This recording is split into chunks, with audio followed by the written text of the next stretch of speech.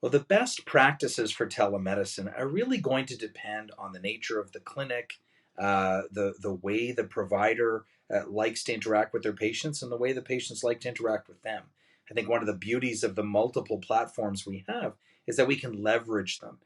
That beautiful connection that we develop between a physician or a provider and their patient, we can continue, obviously not to the same extent, using electronic means. And so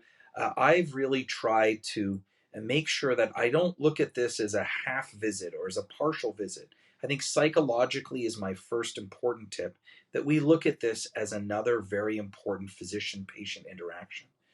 Secondly, I try to make sure that my patients are comfortable with this modality, that we've had time to work through the technology so we're not worrying about who's on mute and who's not on mute, so that when we discuss things, we can discuss things properly. And that thirdly, we as much as possible try to engage a full visit, whether a family member is going to be with the patient, whether a nurse practitioner, a nurse, or pharmacist is going to join me on this side, that we really try to reproduce what we know works well in the clinic so that the patient can feel comfortable, so that they can be heard. Because sometimes it's difficult when you're on the other side of a computer or a phone to really be heard. So, psychologically, being prepared for this,